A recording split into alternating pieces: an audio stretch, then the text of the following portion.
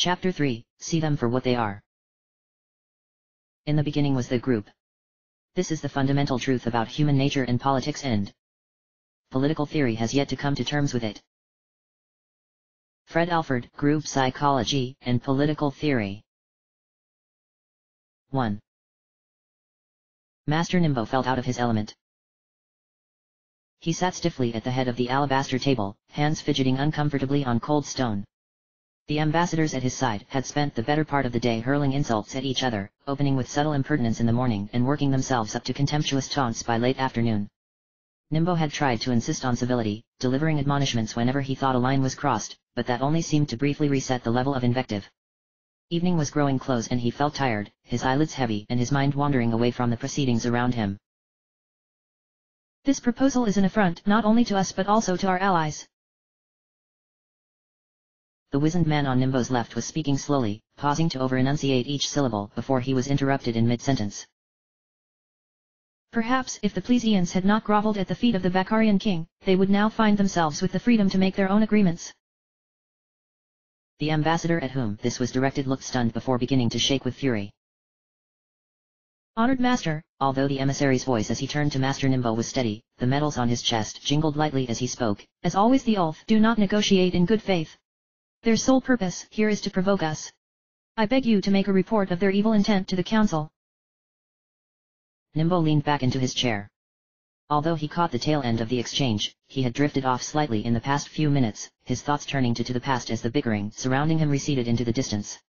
He was thinking of the duel he fought with the Sith Lord haunting the galaxy several years ago, a grueling endeavor that had left him with a scar across his face and the Lord one head shorter. What is it with the Sith, he wondered, always popping up no matter how much one cuts them down, like weeds in a garden? Will there be no end to them? He forced his mind to focus. Be mindful of the present, he silently admonished himself. In truth, the situation he was now facing was a bit unnerving, even for an experienced and distinguished Jedi like himself. He had been given to understand that much was riding on the peace talks here, that their importance went far beyond this planet and its age-old feuds. The negotiations themselves were taking place in the nave of an old temple, one of the only places on this planet sacred to both sides, gigantic, poorly lit, a table lined with brightly burning candles at the center and rows of chairs around it stretching in every direction. 1,000 eyes were upon him now, all waiting for his reaction with bated breath. It would be good for all of our spirits to recess for a half-hour, he said, easing himself out of the uncomfortable chair of stone and making his way towards an exit, past the rows of chairs filled with diplomatic observers. Criffing hell, why did there have to be so many of them? And finally out the door, which creaked spitefully as he pushed it aside. What was the council thinking, asking him to preside here? He was the only party trusted by both sides, they told him, and it had a ring of plausibility to it, the last crop of Sith causing havoc throughout the galaxy. Many considered him a hero for striking the blow that ended the menace. He became mindful of a trail of pride within his thoughts and gently chided himself. Pride leads to the dark side. Regardless, his place was in battle, leading a charge against the forces of evil, not here, not among these bickering old men. What would he do with them? He walked aimlessly down the imposing corridors, choosing his directions at random, until at last he stumbled on an empty nook. He seated himself and tried to steady his thoughts. A plan began forming itself in his mind. 2.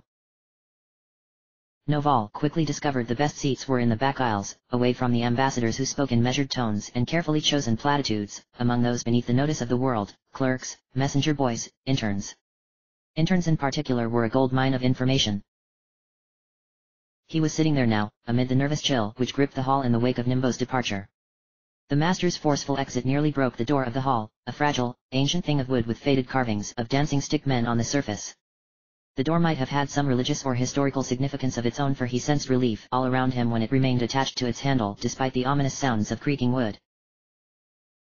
He closed his eyes and focused on the conversations that were springing up in the hall. The temple would have felt brooding at any other time, seats arranged in a circle around an enormous dome which let a sprinkle of sunlight into an otherwise shadowy hall. When he first entered the chamber weeks ago, he felt small compared to the vastness of the cupola, and the chilly darkness of the interior turned his thoughts to higher things. But now the nave was thronging with people, most slightly shaken by the exchange they witnessed, and the air quickly filled with nervous chatter. It felt no different than any other room. He let his mind roam about, soaking up the surface thoughts that seemed to be fluttering in the air. It was almost effortless now, as if the thoughts themselves were gently drifting to him in the breeze, and all he had to do was reach out and pull, though he could hardly forget his many failures when Mira attempted to teach him the technique shortly after emerging from the holocron.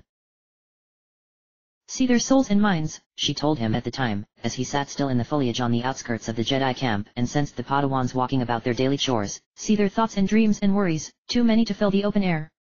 See them for what they are. The instructions were not terribly helpful. How would he go about seeing them for what they are? He did his best with no discernible effect. She seemed unruffled by his failures, simply instructing him to try again each time. You might not have it in you, she said with a philosophic detachment when he asked for clearer instructions. So he tried again and again. He reached out with the Force and tried to sense the true nature of the students in the camp, whatever it was that lurked at their core, beneath their clothes and words and carefully constructed exteriors. Nothing. He would close his eyes and compress his consciousness to a point and push it out of his mind, into the world around him, until he felt himself indistinguishable from the rocks and the trees and the wind. Nothing again. He would strain his ears and use the Force to pull on the empty air, trying to bring fragments of the world into himself. He pulled and tugged on the Force in every conceivable way, and it did not as much as alter the course of a single mote of dust. He was beginning to lose hope when, one day, it finally happened. He heard the words of anger and resentment as they rumbled through the mind of a Padawan who lost a bout in the fighting ring. It felt as if a jolt of electricity had run through his body before the Padawan smothered the emotion away. It was hard to say what, exactly, he was doing differently now, or indeed how he did it at all, but he managed to repeat the feat several more times that day. You have brushed the surface thoughts of another, Mira said, looking at him with evident satisfaction. It is something that masters have trained years for and never learned. She seemed surprisingly beautiful then, looking at him without her habitual frown. With some effort he pushed the memories away and turned his attention back to the present, to the conversations in the temple. Zooming from mind to mind, he paused on an ambassador from one of the neutral systems interviewed by a member of the press. The agreements discussed in these negotiations are of the utmost importance to peace in the Outer Rim and will have wide-ranging repercussions for galactic stability. If the Ulth and the Plesians, who have been neighbors for millennia, cannot find a common language, it bodes ill for a galaxy of millions of planets and countless species. There was little point in listening further. Noval had not read the ambassador's thoughts, but he could sense the man was on autopilot, the words almost delivering themselves out of his mouth. He pulled his mind away and let it drift again. Another sordid chapter in the history of the Plesian people. Will there be no end to the wars they provoke? The speaker was an unhealthily pale woman dressed in the Ulth colors, trying to catch the attention of a reporter who was absent-mindedly scanning the hall. She was surrounded by a clique of her fellow countrymen who nodded enthusiastically at each sentence. The only solution, she went on, is to unite the planet under one rule. The loudest voices always belonged to the partisans, their burning anger pushing them to the forefront of the mental cacophony. Noval adjusted his mind so that he would not hear the speaker before wading back in. He idled briefly over a pair of Etorians who were heatedly rehashing the history of the planet. Chapaka Jilfa Apatasid e Jilfa. He pushed deeper into their minds, past mere words, far enough to feel their speech as if it came from his lips. The Plesians are the real victims, said the larger and greener of the two. Most of their territory has been in and out of Ulth occupation over the past century. But have you forgotten who it was that started the conflict, all those many years ago? The other Etorian seemed to have reached the opposite conclusion. I'll remind you, it was the Plesian prince who kidnapped. You've both gotten it wrong. A thin, mustached human inserted himself into the conversation, his speech rendered fitful and choppy in Ithorian speak by the automatic translator. Both sides are victims here. The real villain is the Republic. He launched into a short speech, arguing that had the Republic not intervened, a century ago, in a particularly violent outbreak of hostilities between the Ulth and Plesians, the conflict would be over by now. The Republic created this war, the man concluded, with assurance and conviction in his voice, seeming to leave no room for doubt. It was surprisingly difficult to understand the real actors in this conflict, to conjecture what calculations they might be making or guess at their short-term plans. There was a plethora of information, but most of it was skewed by political agendas and of little use. His mind passed over a pair of human females who had sewn together the Plesian and Ulth flags and were silently waving them to and fro, apparently believing that they were making a contribution to galactic peace, over the group of ambassadors, all from planets in the far corner of the galaxy, pleasantly commiserating about man's inhumanity to man, until he finally stumbled onto something of interest. You really think the Vakarian army can be defeated in less than a month? If it ever comes down to it, I wager you'll be in for a rude surprise. There will be more than enough time for Danoor to land reinforcements. Nonsense, don't let the fleet counts fool you, most Vakarian ships are using engine cores a century old. Sorellin's fleet will overrun them in a matter of days. This was spoken within earshot, and a glance revealed that the speakers were in turns with one of the non-aligned kingdoms just outside the sector.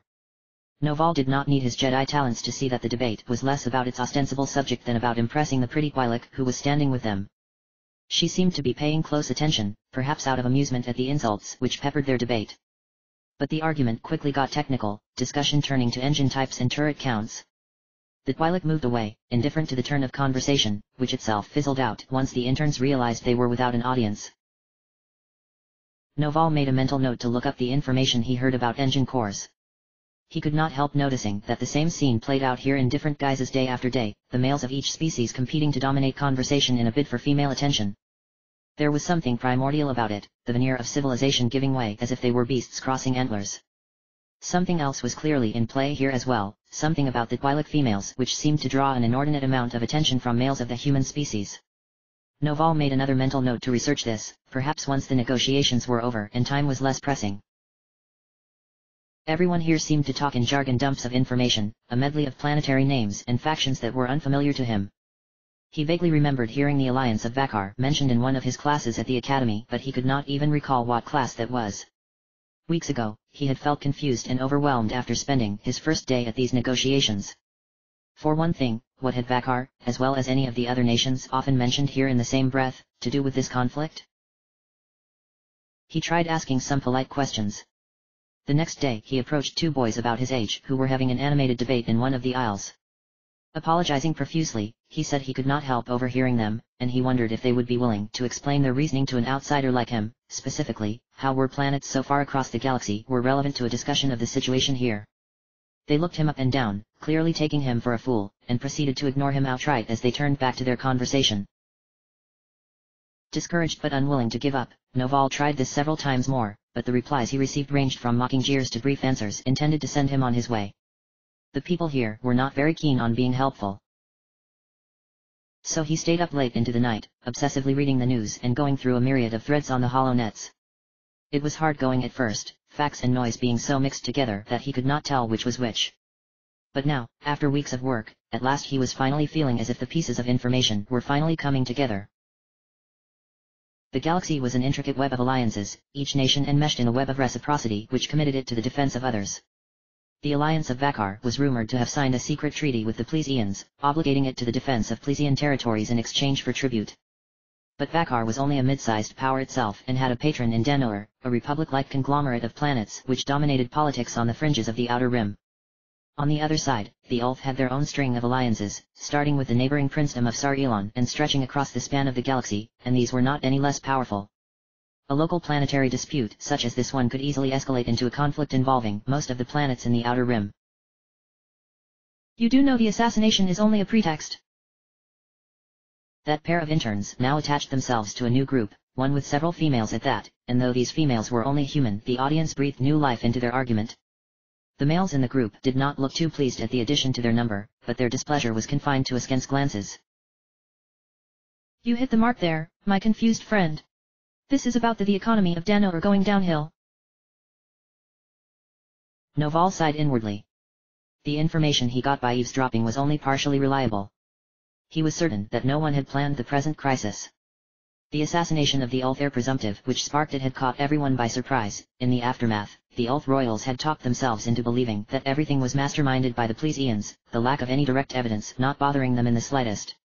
To recite this was to state the obvious, which is why the interns were instead arguing for counterintuitive theories which allowed them to exhibit their knowledge and cleverness.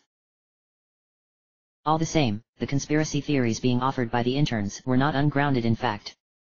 Power among nations was not constant, it waxed and waned as some star systems prospered and others declined, and any major shift in power eventually led to a realignment, a word on everyone's lips these days, when the galaxy erupted in flames before the web of treaties adapted itself to a new equilibrium. It was not outlandish to imagine that the present crisis was manufactured for such a purpose. In short, the Outer Rim was powder keg and his master held the fuse. It was his responsibility to see that it did not ignite. Noval wished he could feel more optimistic. 3. It was perhaps his finest performance. He gave a rousing call to unity, a paean to the virtues of peaceful coexistence.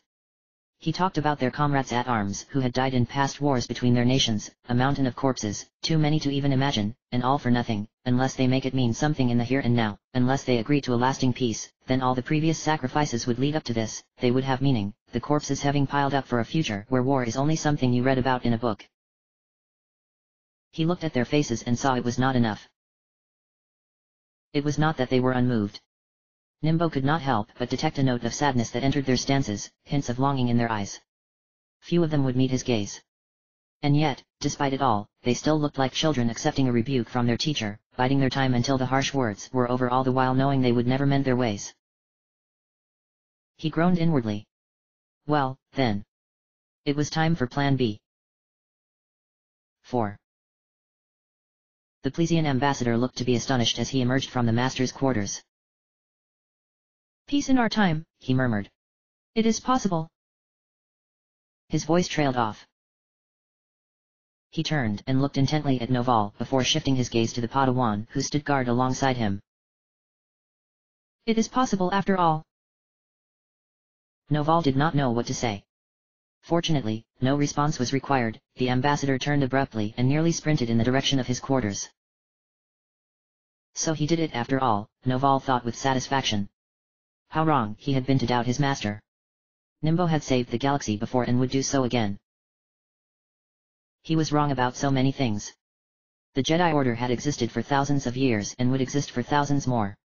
He was lucky to be a part of it, to be a part of the tradition that represented everything that was good about the galaxy. He breathed out, overcome with relief. It felt almost as if he had just returned home after a painful spell apart. For no apparent reason, his neighbor snickered. Noval turned to look at him. His name was Rasho and he was an odd boy, a little too cheerful and prone to sarcastic remarks. Among all of Nimbo's pupils, he was the friendliest and most welcoming to Noval when he joined the group months ago. He had a passion for everything connected to the order that was nearly bursting out of him, and were it not for his unrestrained and often inappropriate humor, very much unbecoming in someone who would one day be a Jedi Knight, he would have been able to have his choice of master. As it stood, only Nimbo had been willing to take him on, no doubt because Rasho was naturally good with the saber and Nimbo had been willing to overlook much on that score. It was unclear how Nimbo circumvented the rules which allowed him only a single Padawan. The rules were very clear on that score, and with good reason. Students should not have to compete for the master's attention, and every Padawan was supposed to be the undivided recipient of a lifetime of wisdom. His master, nevertheless, had an army of pupils trailing him from mission to mission. Noval had heard rumors that only the oldest among them, a girl named Krava who had been apprenticed with Nimbo for over a decade, was officially designated as his Padawan. That his master was allowed to get away with this was likely a sign of the respect he commanded within the order. Do you know what that was about? Rasho waved in the direction of the ambassador. Do you? Yup. Nim's mind tricked him. Not just once, but again and again, for several hours. That's why he looked so spaced now just now. He did the oath ambassador earlier, Rasho continued. Our master has had a very busy day. A mind trick? Noval's elated state drained away, his earlier doubts instantly flooding his mind with anxiety. He felt few moral qualms about manipulating minds, but what would happen once the ambassadors reported back to their governments? At first glance, his master's actions did not seem to be well thought out. Would the ambassadors persuade their superiors, or would each side immediately suspect foul play by the other? End of chapter.